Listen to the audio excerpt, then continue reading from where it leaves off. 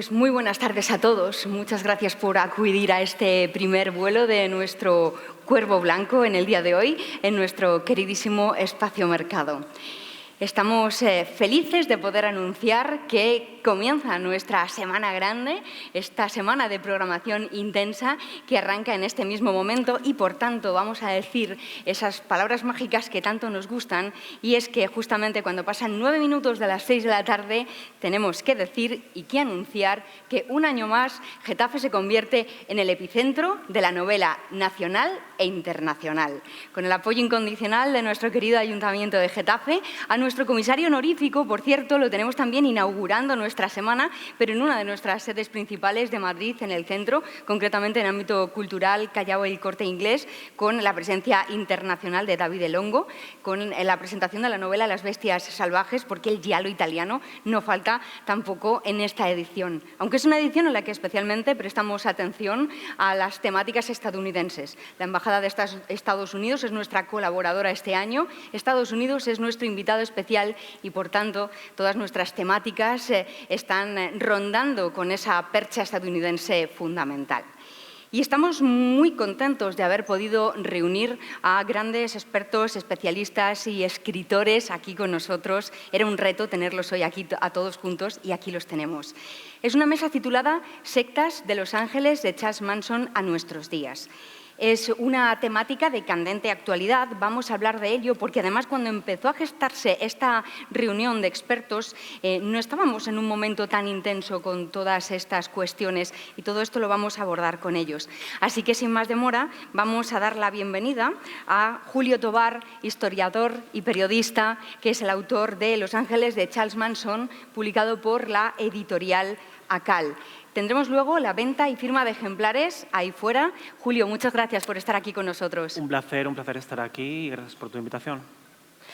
Tenemos también a su lado a Luis Santamaría, que es teólogo, es un destacado experto en sectas de nuestro país, es autor de A las afueras de la cruz, las sectas de origen cristiano de España y además es miembro fundador de esa red iberoamericana del estudio de las sectas. ¿Verdad, Luis? Sí, así es. Desde el año 2005 venimos trabajando en esto de forma conjunta varias personas de varios países, pero bueno, ya son 25 años los que llevo en este tema investigando, publicando y ayudando lo que se puede. Gracias por invitarme. Sí. Estamos encantados y también de tener con nosotros a Vanessa Lozano. Es periodista en sucesos y también investigadora, que es autora dentro de una colección que no puede faltar año tras año en nuestro festival, Sin ficción de al revés, de Hágase tu voluntad. Gracias, Vanessa, por estar aquí. Muchas gracias. Como admiradora de Getafe Negro es un verdadero placer estar aquí, así que gracias. Y tenemos también con nosotros a Laura Merino. Laura Merino es psicóloga, especialista en sectas destructivas y su libro está aquí en potencia. La tenemos que seguir muy de cerca porque ella está trabajando intensamente y además luego sabremos por qué sigue en ello, y no tenemos hoy aquí el libro, en una publicación que se va a titular Sectas en serie. Por tanto, ella nos va a aportar mucha luz sobre el tema audiovisual, que es especialmente importante en todas estas temáticas. Laura, gracias. Gracias a vosotros. Pues ahora sí que sí, comenzamos la edición número 16 de Getafe Negro. Estaremos aquí hasta el próximo 29, domingo, y hasta esa clausura tendremos muchos temas que abordar. En redes sociales estamos con Almohadilla, la 16 de GN. Por si surge algún tipo de preguntita o alguna cuestión también en tiempo real, nuestras compañeras nos lo harán saber. Pues vamos a comenzar con un dato interesante. Aquí hay mayoría de nacidos en los años 80. No sé si es significativo o no. No sé qué hacen unos millennials como ustedes hablando de estos temas. ¿Qué hace un joven periodista como Julio Tobar investigando a un asesino estadounidense de los años, diría 60, 70 más bien, ¿no? Sí. Bueno, esto en principio era un encargo de ACAL para Iñaki Domínguez, que había escrito ya un libro de Charles Manson. Pero Iñaki dijo, esto lo hace mejor Julio porque Julio, yo, dominaba un poquito más la época, sobre todo porque había escrito muchos textos sobre los Beatles, que siempre funciona muy bien esto y a mí me gustan bastante. Y era muy interesante porque sí que había leído, investigando cosas de los Beatles, muchos libros de Timothy Leary, que yo invito a que los leáis todos porque están casi todos libros en Google Books. No sé si los herederos de Timothy Leary no quieren obtener dinero de los múltiples tratados psicodélicos. Y me divertía mucho la época, y yo le había comentado a Iñaki que me hubiera encantado escribir un libro sobre el LSD, en el sentido de que existió una especie de tratadismo político por el cual el LSD se ve como una especie de elemento de emancipación de la sociedad. Y los grandes gurúes llegaron a pensar en inocular secretamente en el agua el ácido para liberar a todo Estados Unidos. Eso llegó a ser uno de los planes secretos, en lo que se llamaban dropouts y acid heads. Y más que Manson me interesaba todo el tiempo. Y es el origen más o menos de este libro, y creo que ha quedado relativamente competente. O sea, sí que se puede llegar a entender el tiempo, y como una persona de 1,50, no especialmente buen orador, fue capaz de controlar a un número importante de personas en ese tiempo, de finales del 65 al 68.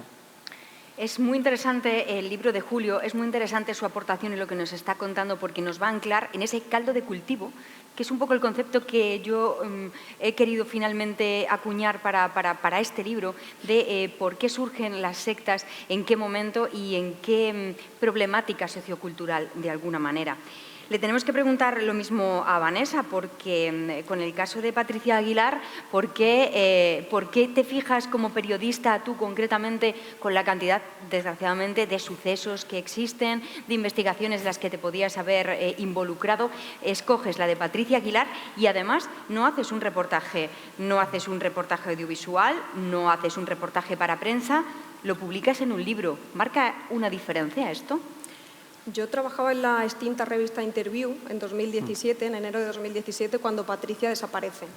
Y lo que parecía una desaparición de una chica que acaba de cumplir la mayoría de edad, acaba de cumplir los 18 años, era una chica normal que estudiaba bachillerato artístico, bachillerato de artes, al final se tornó en algo mucho más complejo, ¿no?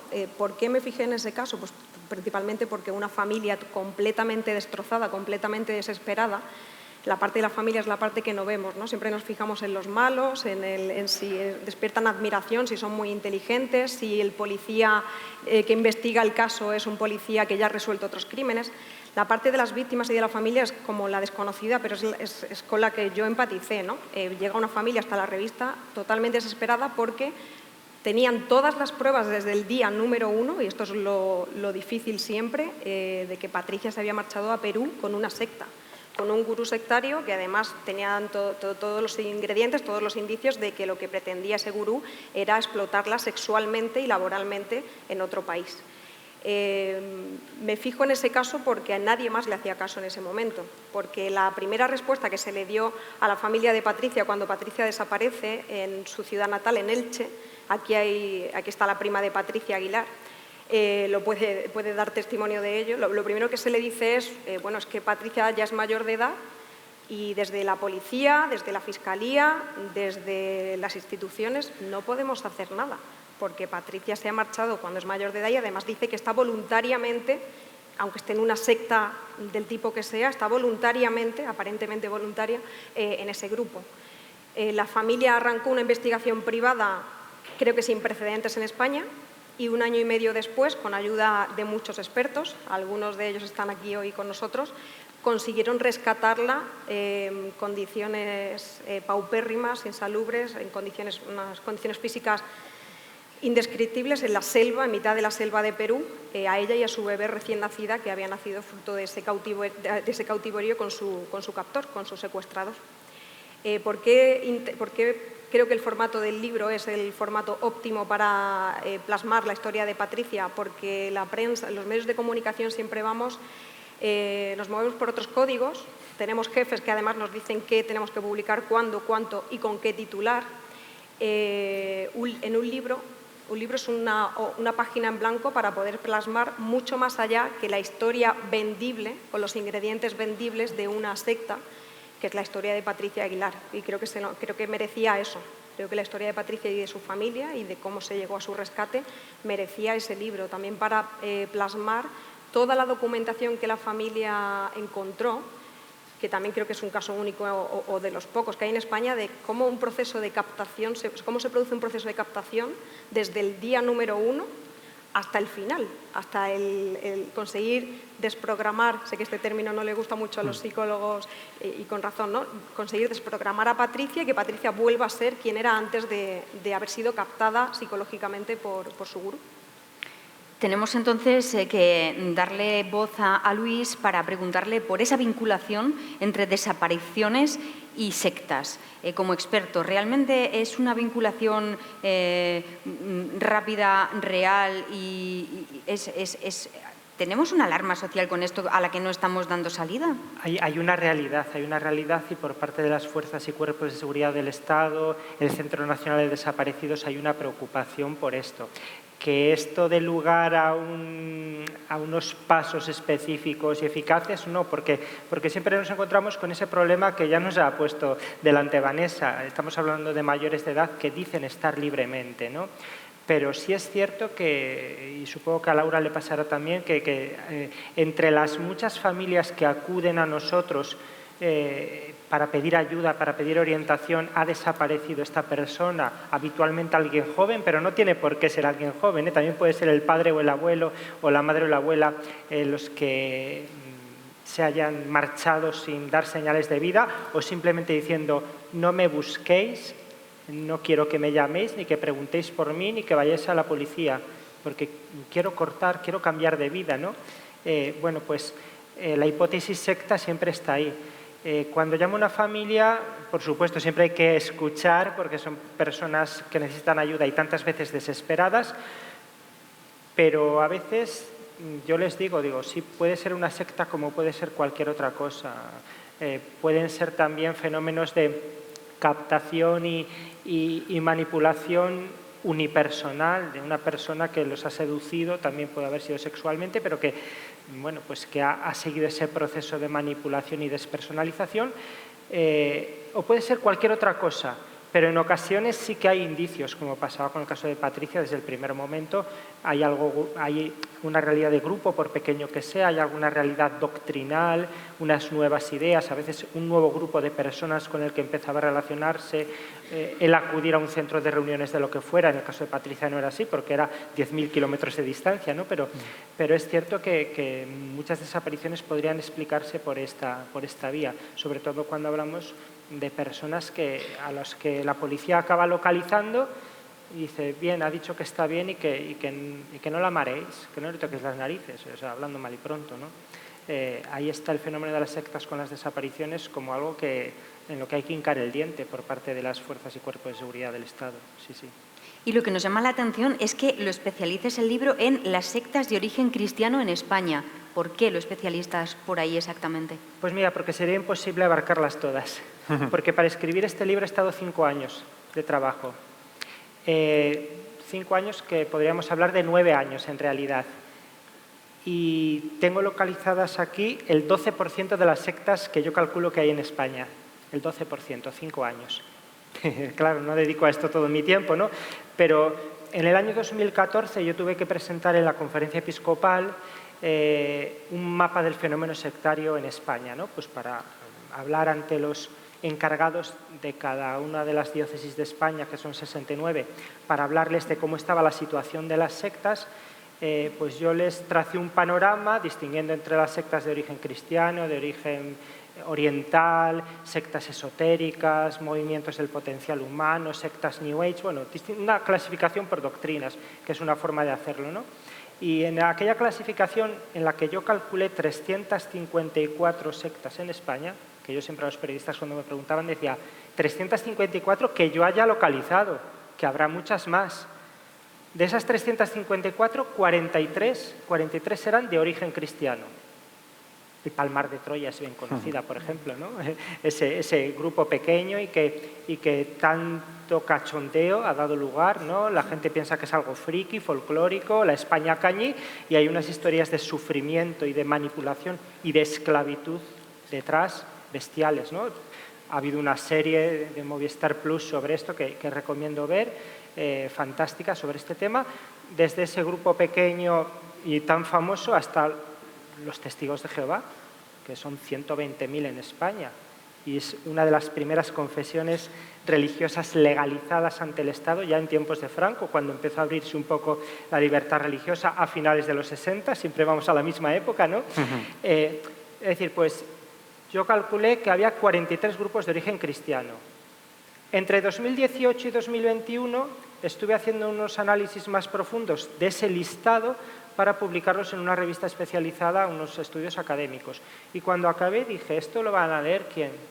100, 200 personas que estén suscritas a esta revista académica, que no lee nadie, que no está digitalizada. Vamos a hacer un libro con esto.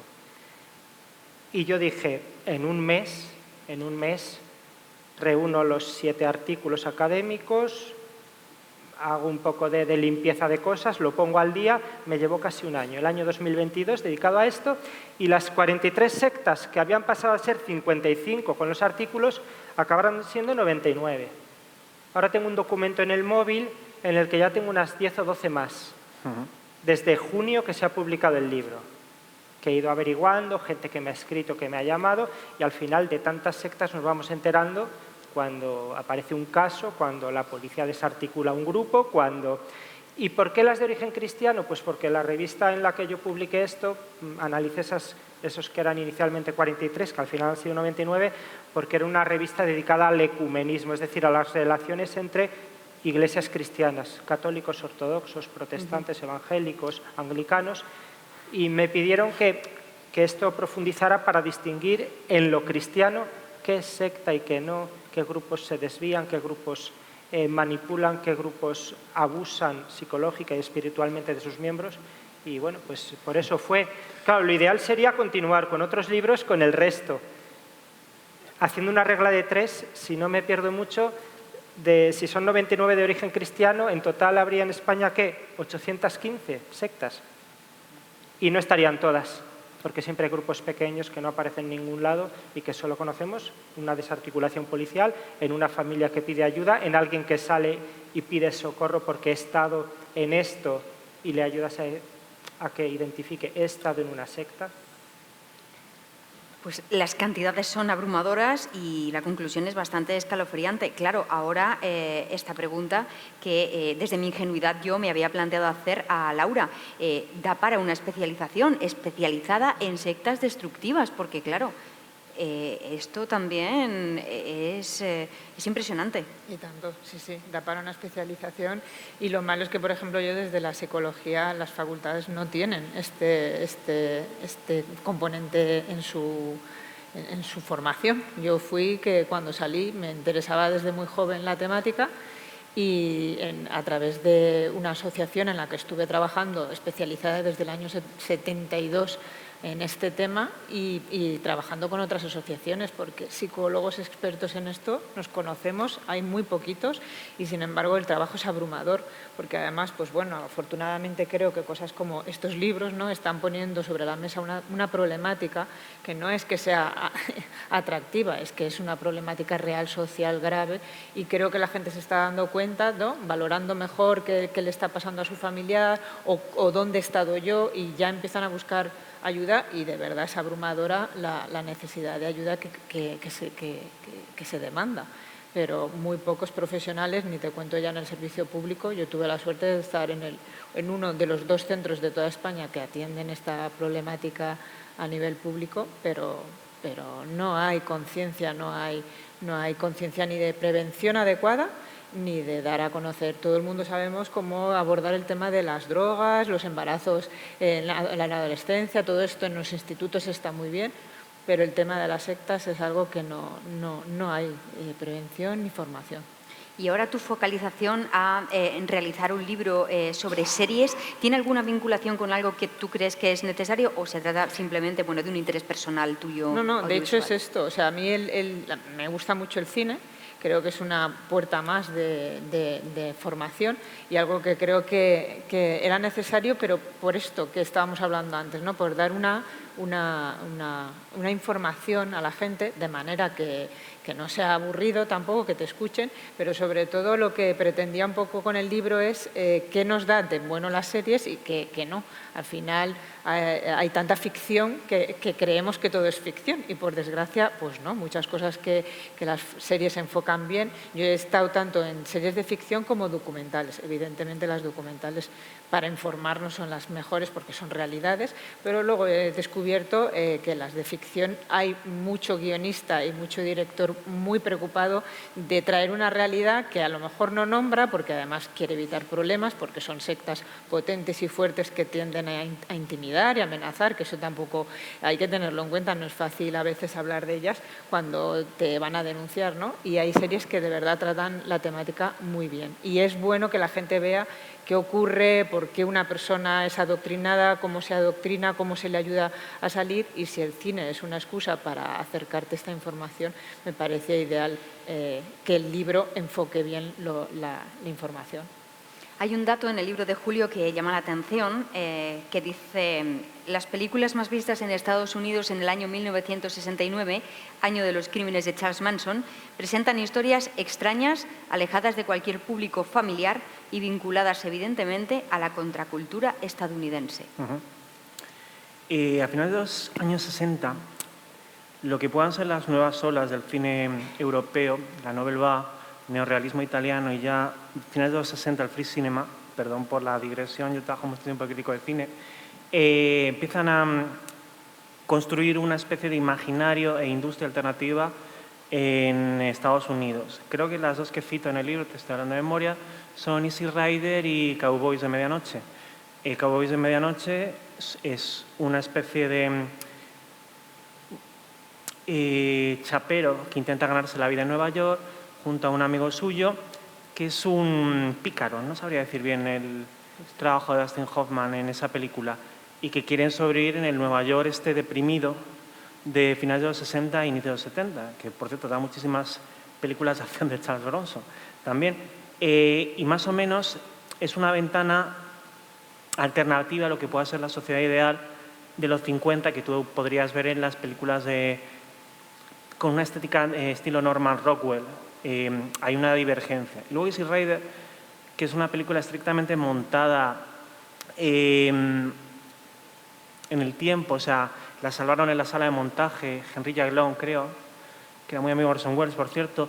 Es una especie de película improvisada en la cual se habla de un viaje, esto es una de las ideas fundamentales de la contracultura de los 60 en Estados Unidos, de una costa alrededor de Estados Unidos. Realmente es una inversión de On the Road de Kerouac. Van de California porque ellos son especialistas de efectos especiales, y en esto creo que es una parte que es divertida del libro.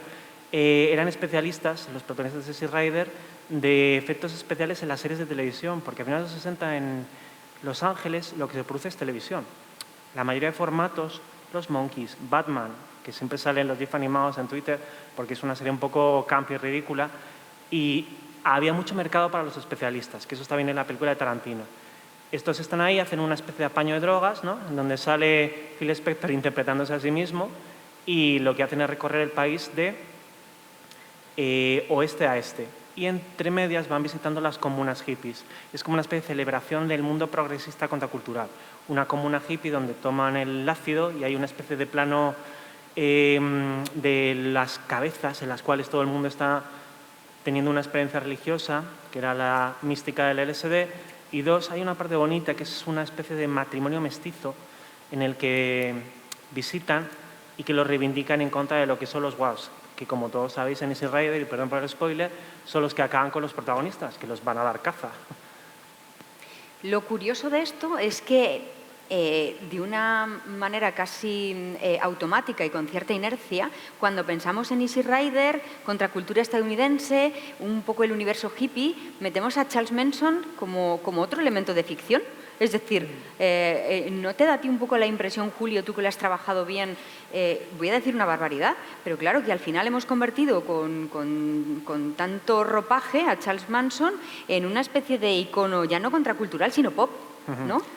Sí, pero es que eso es parte de lo que es el andamiaje de la prensa de sucesos en Estados Unidos, que también ha llegado a España. Y la cuestión es crear personajes literarios. El mal es una gran literatura, ya desde los poetas malditos de finales del siglo XIX en Francia. Simplemente el mal es jugoso y los autores juegan a través de las figuras luctuosas del mal. El problema es que cuando uno se acerca a las figuras y juega a ser historiador y no literato, frase muy Arcadia Espada, perdonen, las figuras se disuelven. O sea, Manson no era tan interesante. Es la construcción literaria que hizo Bugliosi del caso, y en general ya Capote, cuando empieza a entrevistar a los miembros de la familia. No recuerdo en qué, creo que cito el libro en la biografía, pero no recuerdo en qué revista exactamente americana. Están deconstruyendo literatura. La construcción de la literatura es muy jugosa cuando tienes un hecho casual, directamente surrealista, como pueden ser los asesinatos de Manson, que en mi interpretación mezquina simplemente empiezan como un apaño por un apaño de drogas con un camello negro, en una etapa posterior, que estoy contando siempre, a las revueltas raciales de Watts en Los Ángeles, el barrio de Watts. Simplemente ellos tienen miedo que haya una represalia por la cual algún tipo de grupúsculo negro ataque a la familia, con lo cual intentan atacar primero. Luego se unen todas las místicas que crearía Manson a través del disco blanco de los Beatles, que lo interpretó como una especie de guía a una lucha racial, lo cual tiene gracia porque las canciones que interpreta esto no son precisamente las más bestias del disco. Y construye crea rasgos literarios que un escritor, como puede ser Bugliosi en su libro, o Capote, que siempre fue un escritor puro, que despreció completamente los hechos históricos para construir su propia mitología, le funcione. Con lo cual hay que tener cuidado siempre e intentar ir a la fuente. Uno de los elementos para mí clave del libro era intentar tener un tono relativamente divertido. ¿Por qué? Porque desmitifica el personaje y evita que haya copycats. ¿Qué pasa? La gente se fascina con el mal. Se fascina con el mal y se considera que es muy interesante al hacer cosas del mal. No sé si sabrán el público el tema de las Columbettes. Los sucesos de Columbine creó una especie de fandom que eran las Columbettes que se tatuaban a los asesinos de Columbine. Eso llevó a existir un fenómeno y los consideraban como ídolos. Y hubo, creo, no estoy tan especializado en esto, después de los sucesos de Columbine llegó a haber sucesos pequeños que les intentaban imitar. O sea, existe un fenómeno copycat. Con lo cual, para mí de todos los periodismos que hay en España, el más moral, y a mí el que más me ha costado, por eso el tono más divertido del libro, es el periodismo de sucesos, porque es un periodismo que exige una moralidad absoluta, porque estás jugando con muertos. Estás jugando con muertos, estás jugando con familias. El problema, es muy tentador vender a las 3 de la tarde, a las 12 de la mañana, mejor dicho, un formato literario a la gente, aunque no tengas datos, porque las estructuras, creo que cita Prop en el libro, las estructuras narrativas de Prop, a la mínima que tengas dos rasgos, la niña perdida, los padres ausentes, puedes ya articular una trama. El problema es que hay una responsabilidad moral de la trama si no tienes el dato, en mi opinión personal. ¿Cómo vivís vosotros ese sensacionalismo del que habla Julio? Vosotros que estáis ahí en el corazón de esa violencia ejercida contra seres humanos y los estáis mirando a los ojos. ¿Cómo lo vivís esto? Yo creo que cuando hay cercanía y contacto con las víctimas, los periodistas cambian.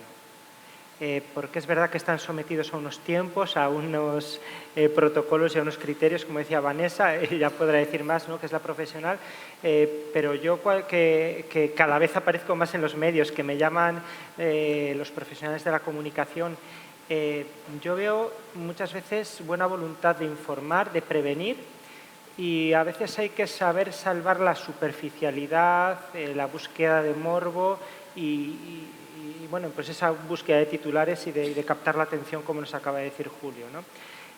Si conocen a las víctimas y tienen 5 minutos, que a veces no los tienen, pero 5 minutos para hablar con ellas fuera de cámara, la perspectiva cambia. Yo tengo muy buena experiencia.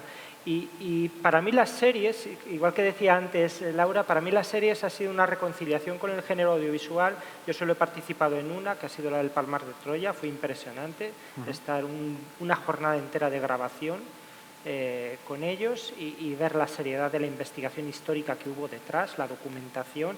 Es decir, recopilaron material para hacer 150 series, y no exagero, y no una serie de 4 capítulos de 1 hora. Para mí las series ha sido una reconciliación porque yo me acerqué a ellas pensando que sería algo superficial, morboso, buscando, pues claro, el espectáculo, ¿no?, porque tienen que vender. Y me he encontrado con productos, los documentales, como decía Laura, pues muy fieles a la realidad, pero también las series de ficción o las que ficcionan hechos reales, que han hecho algo serio, han hecho algo útil para informar, para formar, yo diría también, y para prevenir. Y yo que soy profesor de instituto, que soy profesor de secundaria, yo con los alumnos les digo, tenéis que ver 2 series sobre sectas, no podéis ver una sola. ¿Por qué? Para ver una de un grupo de estilo cristiano y que vean la masacre de Waco en Texas en el año 93 y la secta de Osho, por ejemplo, o el Palmar de Troya y la secta que trata el caso de Patricia. Es decir, para que vean los paralelismos, para que vean lo que está detrás, para que vean ese proceso de captación, manipulación, adoctrinamiento, conversión, para que todo eso lo vean en grupos grandes y pequeños, en grupos religiosos y no religiosos, porque a veces pensamos en la secta siempre en algo religioso. Yo las 99 que abordo aquí son de tipo religioso y de tipo cristiano. Estas no son las que atraen hoy a la gente, ¿eh? O sea, el problema que tengo es que cuando ahora me están llamando a decir, Luis, ven a hablar de tu libro y tal, o entrevistas en los medios, digo, ya, pero es que estas se están vendiendo a una sociedad secularizada a la que lo religioso le interesa bien poco. Entonces ahora atraen más otras cosas de desarrollo personal, mentoría, coaching, todas esas cosas que más que en el campo religioso están en el campo psicológico, terapéutico, ¿verdad?, de la salud mental, y por ahí están entrando a saco, ¿no? Entonces, bueno, volviendo a la pregunta, que los medios de comunicación, hay malas experiencias, por supuesto, pero la utilidad es buena. Y yo el mucho tiempo que dedico a ello, porque a veces es aparecer en videoconferencia en un informativo medio minuto, porque si contamos los segundos de las 2 respuestas mías son medio minuto, valen la pena si eso llega a muchos miles de personas y puede servir para que tengan esas señales de alarma y esos criterios para cuando se encuentra un anuncio en una farola o cada vez más en el dispositivo móvil porque les llegue por TikTok o por Instagram, digan, cuidado que aquí me están vendiendo algo más que humo, aquí puede haber una secta. Laura, ¿corroboramos o refutamos lo de las series? Corroboramos. Y yo creo que también está habiendo un cambio que es la evolución de Manson ahora. En vez de poner el foco en el líder, en el gurú y en lo extravagante del gurú, yo creo que Manson se hizo después de todo el asesinato, con muchas entrevistas en las que él reforzó mucho ese personaje que luego la gente llevaba en camisetas. A mí eso me parece horrible, es no estar hablando del problema real, ¿no? Ya se ha desvirtuado todo de una manera que no sé si tú conocerás. Hay una película que yo creo que muestra un poco el giro que está pegando todos los medios, libros, en enfocar más hacia la víctima, hacia los familiares que tienen mucho que explicar y que viene muy bien para prevenir. Hay una película que se llama Las chicas de Manson, que es extraordinaria, pasó sin pena ni gloria porque no habla de Manson, apenas sale Manson, pero, o sea, sí que sale porque es el proceso de las 3 chicas encarceladas con una mujer que se dedicó a ellas sabiendo que eran víctimas de una manipulación y una opresión. Era una criminóloga feminista muy potente haciendo un programa en presas. Y hizo un libro y del libro se hizo la película. Y a mí me parece una película maravillosa porque es todo el proceso de adoctrinamiento. Ellas lo van explicando, cómo lo van aceptando y a la vez ella les va metiendo libros, les va metiendo cosas. Al principio les lleva unos libros. Es que Charles decía que solo podíamos leer la Biblia, que todo lo demás era malvado y además creo que lo han hecho con mucho orden, ¿no?, de demostrar todas aquellas cosas que manipulan y presionan al individuo para no revelarse en el grupo, pero una vez están fuera, por desgracia para ellas, en la cárcel, como tuvieron acceso a esta persona que se dedicó a ellas, hicieron clic las 3 presas y cada una de una manera y se ve cómo lo hacen y por qué lo hacen, con qué conectan. El foco está puesto en ellas y me parece una película maravillosa y creo que las series un poquito, sobre todo las series documentales, nos están mostrando a las víctimas, que yo creo que son las que tienen más que hablar y las que necesitan ser escuchadas, porque al final yo puedo decirte, yo te puedo contar cómo lo hacen, ¿no?, pero cuando te lo cuenta alguien que lo ha vivido y luego también empatizar un poco más con la normalización de esas personas, que son como tú, como yo, como el vecino, que no tienen nada especial. Siempre me preguntan por el perfil del adepto. No hay perfil, hay puntos de vulnerabilidad que sí que son importantes como, yo qué sé, estar enfermo, en paro, separado, en la adolescencia, esas cosas vitales, ¿no?, que nos meten en un problema y a lo mejor viene el grupo sectario y te lo resuelve, ¿no?, fácilmente y simplemente, pues bueno, dando tu vida, eso no te lo dice al principio, pero que ese es a veces un punto de vulnerabilidad, pero necesariamente no tiene por qué estar, porque lo que sí que se ve es como la secta, si tú no tienes el problema, te lo va a crear con tus familiares y reinterpretando toda tu vida y reinterpretando todas tus emociones, de manera que destruye esa persona y le adopta otra personalidad que, a propósito de lo que hablabais antes, los familiares siempre me dicen, es que me han secuestrado a mi hijo, o a mi marido, o a mi madre, ¿no?, es que no la reconozco. Y están ahí. Estas personas no han desaparecido, pero siempre la sensación de los familiares es, mi familiar ha desaparecido, que además yo siempre les digo, pero está. O sea, aquí la cuestión muy importante es que estar está, lo que pasa que hay como una personalidad sectaria, que decimos los profesionales, con las que la familia choca, ¿no?, porque es un discurso irracional, un discurso agresivo muchas veces, o cogen y se van y claro, 20, 30, 40 años, como los persigues, como dices, y desconectan con la familia durante años. Entonces, lo decía por lo que hablábamos antes, hay un secuestro, hay una desaparición que se puede hacer poco con ella, ¿no? Nos remite todo lo que nos contáis al caso de Patricia Aguilar, es que lo tenemos además tan vivo, ¿verdad? Porque hubo una cobertura mediática bastante exhaustiva y aquí, claro, nos interesa también mucho saber cómo lo viviste tú, Vanessa, cuando veías alguna derivada por ahí pues más sensacionalista. Imagino que es algo que al estar trabajándolo y tener ese conocimiento pues te afectaría, ¿no? Yo es que hice también el viaje, o sea, yo cuando empecé con el caso de Patricia Aguilar yo no tenía ni idea de sectas, como le pasa a la mayoría de mis compañeros periodistas. Incluso aunque estés especializado en sucesos, aunque hagas siempre ese tipo de temas, para mí las sectas eran las grandes desconocidas, ¿no? Y yo tendía a simplificar, igual que hacemos también, yo creo que la sociedad, todavía una gran parte de la sociedad tiende a hacerlo, a simplificar con estereotipos pues el perfil del adepto, el perfil del malo, del gurú, de la secta, el perfil del investigador incluso, también sobre todo eso enfocado a cómo lo vemos en series, en películas, en libros, o sea, cómo lo vemos en la ficción.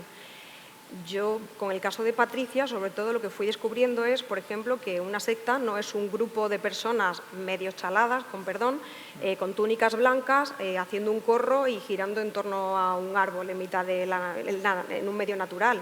El caso de Patricia es una chica normal y corriente, de una familia normal y corriente, que yo, además, con la que tenía muchas cosas en común con su familia, que de buenas a primeras fallece su tío, eso sí, falleció un tío de Patricia con 29 años de forma repentina, para ella era como el referente en su vida, su tío José, y entonces ella entra en una crisis existencial fortísima, se mete en Internet y al otro lado del ordenador, al otro lado de Facebook, encuentra a un manipulador que llevaba la mitad de su vida captando y manipulando a chicas muy jóvenes en momentos de vulnerabilidad para aprovecharse de ellas y llevárselas con él, ¿no? Que este Félix Steven Manrique, que está ahora condenado a 20 años de prisión en una cárcel peruana. Ese a mí me hizo un clic, o sea, el hecho de que no haya que estar en el mismo espacio físico, ni siquiera ya, que el gurú, que el estafador, que el captor, que no tengas que estar en un espacio físico para reunirte con él y con el grupo, que el grupo no tenga que ser un grupo de 100 ni de 200 personas, sino que pueda ser un solo tipo con 5 mujeres y con niños en el grupo, o incluso una sola persona, como hablaban antes, ¿no? Más una relación sectaria que un grupo como lo entendemos, que físicamente yo en Patricia no distinga nada y su familia, por tanto, no distinguió durante un año ningún cambio en ella, más allá de pequeñas cosas, y era una persona que además acaba de salir de la adolescencia, con lo cual estaba formando su identidad y era normal que cambiara ciertas cosas en su personalidad. Todo eso a mí me hizo aprender y a medida que iba aprendiendo intentaba transmitirlo, ¿no? Tú me hablabas de, había medios que lo cubrían de forma sensacionalista. Bueno, a mí ya me pareció una buena noticia que hubiera medios que lo cubrieran, porque la primera frase que le dijeron en una cadena de televisión a la familia de Patricia cuando fue a tocar la puerta y a pedir ayuda fue: si se ha marchado con una secta, las sectas no dan audiencia, no interesan a la gente. Y lo que no interesa a la sociedad, lo que no interesa a la gente, ya de eso no se habla. Ya partíamos de esa base, ¿no? Desde 2017 aquí, y no han pasado tantos años, yo creo que ha habido un cambio brutal en ese sentido, un cambio de mentalidad, un cambio en los medios de comunicación, un cambio de concienciación y de sensibilidad. y hasta el punto de que incluso ahora, detrás de una desaparición de una chica que se parece a Patricia y que ha desaparecido también cerca de Patricia o en la misma ciudad que Patricia, hay gente ya que apunta a la secta antes de tiempo, ¿no? Incluso cuando todavía no sabemos si detrás hay una secta. Ahora sí, ahora las sectas se interesan, las sectas venden, como dicen muchos medios de comunicación, pues porque ha habido un cambio de conciencia social y también, en cierto modo, gracias a los expertos y a que los medios de comunicación hemos hecho ese viaje, ¿no? Pero este punto de Patricia con su ordenador sola en casa, ¿no? El padre de Patricia me decía cuando estaba escribiendo el libro, me repetía mucho una frase, es que tú puedes ayudar a tu hijo o a tu hija adolescente, enseñarle, educarle, para que se prevenga de si un delincuente a las 12 de la noche en un barrio chungo de una ciudad va a venir por detrás y le va a robar, la va a intentar agredir sexualmente. ¿Cómo se previene alguien de que en tu misma casa, al otro lado de la pared, sin que tú lo sepas, a tu hijo, a tu hija, a tu hermano, a tu padre, a través de una pantalla de móvil, de tablet o de ordenador, le estén captando? Porque a Patricia fue muy poquito a poco, a lo largo de 1 año y medio, a través del ordenador. Y se marchó y nadie se dio cuenta. Y ese caso de Patricia no es único, es que lamentablemente, y lo saben aquí los expertos, o sea, ocurre a diario. Pues no sé si tenemos alguna preguntita en el público para hacer. Yo creo que hay tiempo para lanzar el micro por ahí y si no, hacemos una pequeña ronda final prácticamente. Aquí tenemos una. El micro. Yo tengo una pregunta. Yo quiero preguntar a los ponentes qué nivel de infiltración tiene la secta ultraevangélica, el Yunque, en los partidos políticos de derechas en España y hasta qué punto son un peligro para la seguridad nacional española.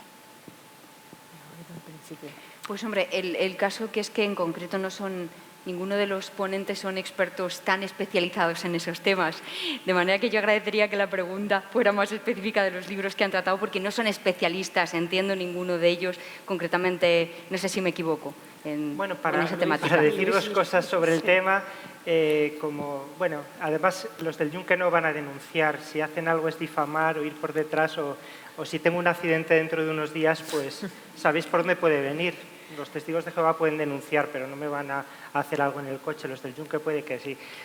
El tema del Yunque yo considero que es algo que excede el fenómeno de las sectas. Si bien tiene elementos de captación y manipulación sectaria claros, el Yunque es una sociedad secreta, con todo lo que eso trae consigo, ¿no? Es decir, es una realidad muy difícil de estudiar. Una secta es una realidad concreta, aunque a veces ya hay ese sectarismo difuso. Entonces es cierto que es muy difícil.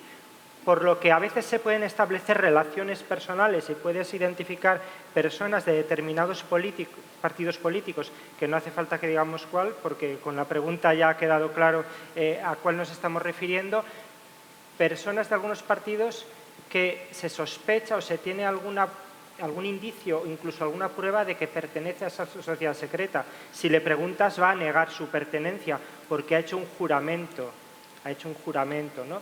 Pero esa persona en el juramento incluye la primordialidad, entonces su organización, en este caso la sociedad secreta de origen mexicano, el Yunque, va a estar por encima de cualquier pertenencia, de cualquier vínculo, de cualquier relación familiar.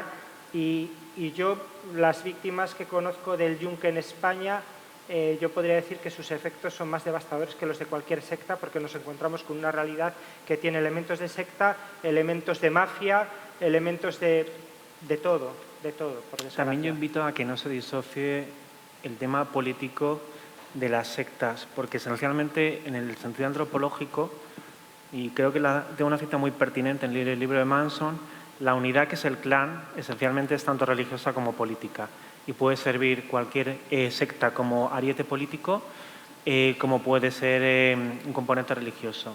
Cualquier grupo cerrado en el cual hay una verticalidad y es controlado a través de la sexualidad, que esto es un clásico de las sectas, simplemente puede llegar a tener un componente político a la mínima que se articule en un movimiento.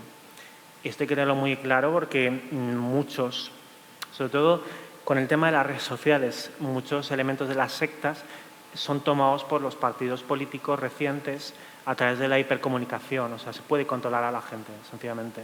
Entonces, es una idea que hay que tener, sobre todo a la gente que es más joven o más peque, que cualquier grupo cerrado, cualquier grupo político tiene componentes sectarios. Esto es una realidad. Sí. Yo quería apuntar sobre eso, que los profesionales que nos dedicamos a esto somos muy poco dados a hablar de sectas. Es verdad que hablar de sectas y como que nos entendemos rápidamente, pero yo creo que en la gente se produce la asociación de religioso y no, o sea, decir, lo hemos hablado, hay de corte político, sectas que hablan de psicología, por desgracia, de criptomonedas, que también últimamente ha estado muy... lo que define una secta son las técnicas de persuasión y manipulación psicológica, que hacen que la persona se vuelva completamente irracional y asuma un discurso que puede ir en contra de sus intereses personales, porque puede ir, no, que va a ir, y no por eso es más racional frente al grupo. Entonces, ¿de qué habla? Yo siempre digo, las creencias a mí no me interesan. A veces hay creencias que son muy malas incluso, ¿no? Porque a lo mejor creer que el limón te cura el cáncer pues puede ser complicadillo, pero yo siempre digo que a los familiares no entréis en el discurso de la creencia, sino en... además los familiares cuando te vienen no te vienen diciendo es que cree estas cosas raras, no, es que no lo veo, no nos habla, nos grita, no quiere que le llame por su nombre, no me llama mamá, o sea, ese es un efecto en la persona que produce la secta, pero la temática, y como decía la Vanessa, o sea, también unipersonal, ¿no? Es decir, un novio, un maestro, un psicólogo, una persona que condiciona completamente tu pensamiento, tu emoción y tu conducta. Eso es lo que define los grupos de manipulación psicológica que para entendernos rápidamente, hablamos de secta, yo siempre digo, al menos poner secta destructiva, porque es que el concepto de secta por sí mismo no define nada negativo. Un concepto de los líderes sectarios siempre es la capacidad de encontrar la vulnerabilidad en otros. Esto recordadlo siempre. En el libro de Manson se ve, o sea, él buscaba pero es a que chicas. Vulnerables lo somos todos, ¿eh? Ya, pero o sea, ellos tienen una capacidad de encontrarlo, yo creo. Incluso sí, pueden crearlo, pero saben quién está predispuesto. No, las sectas lo que van a hacer es, ellos lanzan a 20 y queda uno, bueno, o sea, desde luego no a todo el mundo que le lanzan. Ahora están muy de moda grupos que reúnen 100, 200 personas en una formación multitudinaria, todo el mundo llora, todo el mundo grita, todo el mundo canta, ni muchísimo menos se les quedan todos. Todos han pagado el curso, eso sí, y se les van a quedar dentro de la estructura de la secta, se les van a quedar 2 o 3, ¿no? Pero no interesan todos, ni mucho menos. Pero es que es muy importante, yo siempre pongo, siempre digo y comento un vídeo de un youtuber con el que yo colaboro, con Carlos Tamayo. Este chico se infiltra en un grupo de corte chamánico, toman ayahuasca y él tiene una entrevista con el gurú, la primera entrevista que tiene con el gurú. Yo recomiendo ese vídeo siempre a los familiares para que entiendan qué ha pasado con ese familiar que me está contando una historia de vida que no entiendo y que es muy agresiva. Pues Carles le cuenta al gurú, en cámara oculta, que ha soñado con una teta, nada más. Es un sueño que ha tenido un adepto de esa secta. Y me gustaría que vierais el proceso del gurú, ¿no? Cómo empieza a decir, es que esa teta, es que tu madre no te deja dar a ti la talla con las mujeres, es que sabes, las madres, hay madres hijas de puta que se las cargan, pum, pum, pum. El mensaje violento durante 45 minutos es impresionante.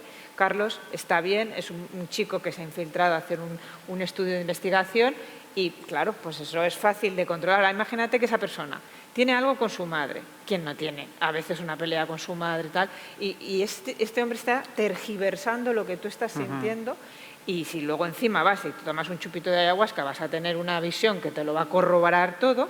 Y Carlos se fue, pero la gente acude a un sitio así y lo que te decía, de 10, 1 o 2 se van a quedar escuchando ese gurú en su mensaje y al final tú entras allí que te llevabas bien con tu madre y vuelves esa noche a casa que le pegas un tortazo, que es lo que quieren, que generes agresividad y que generes una problemática familiar que va alimentando lo que el gurú quiere, que es la ruptura con la familia. No tenemos tiempo ya de más preguntitas, me dicen, pero vamos a acabar con el mensaje de esperanza que, por tanto, como le queda a ella, y a mí me parece estupendo que nos lo vaya a dar Vanessa con el caso de Patricia Aguilar y hacemos el cierre. Pues la historia, la parte positiva, una de las razones también por las que elegí hacer el libro del caso de Patricia es porque tiene final feliz. Y esto, los que estamos aquí sabemos que es pues como una mosca verde. O sea, no viene siendo lo habitual, sobre todo cuando dentro de un grupo sectario ya se sabe que se han producido múltiples delitos, o sea, por parte del gurú hacia los adeptos, y que se ha puesto en peligro las vidas de los adeptos. En el caso de Patricia, fue rescatada, como comentaba al principio, junto a su bebé en la selva peruana. Tuvo un proceso de recuperación en el que todavía hoy continúa, pero Patricia consiguió volver aquí con su familia, ha conseguido tomar las riendas de su vida y, bueno, de hecho, prueba de ello es que dio su testimonio en primera persona para el libro y ahora también para un documental que se acaba de estrenar en Disney, donde la propia Patricia y su familia y los investigadores y los expertos que dieron pues con ese final tan exitoso, ¿no? Y con ese mensaje tan positivo, pues también aparecen, ¿no? Y también a mí me parece un testimonio único, pues sobre todo para que otros puedan conocer cómo ocurre esto, cómo sucede, desde el punto de vista de la víctima, desde el punto de vista del experto, desde el punto de vista del padre, de la madre, del hermano y incluso de cómo se investiga o hasta dónde se puede llegar a investigar en España con las leyes que tenemos este tipo de fenómenos. Pues Vanessa Lozano, Hágase tu voluntad, editorial Al revés. Julio Tobar con Los ángeles de Charles Manson, editorial ACAL. Y A las afueras de la cruz, Luis Santamaría del Río, de editorial Biblioteca de Autores Cristianos. Tenemos los libritos a la venta, ellos estarán encantados de echar la rúbrica. A Laura Merino vamos a estar muy pendientes de ella porque será Sectas en serie, esa publicación que es muy prometedora. A todos les seguiremos la pista muy de cerca. Como conclusión última también, y más que esperanzadora, yo creo que queda patente que para abordar determinados temas preocupantes, de alarma social prácticamente, debemos hacerlo en grupo, en supergrupo. Esto es un auténtico supergrupo de rock de los 80 aquí y por supuesto tenemos que decir también, y aludimos a unas páginas, de las últimas páginas del libro de Vanessa Lorenzo, que dice, y nos hacemos eco y nos sumamos a ese espíritu, con que esta reunión haya ayudado a una sola persona de la que nos ha escuchado y a nosotros nos damos por satisfechos. Muchas gracias.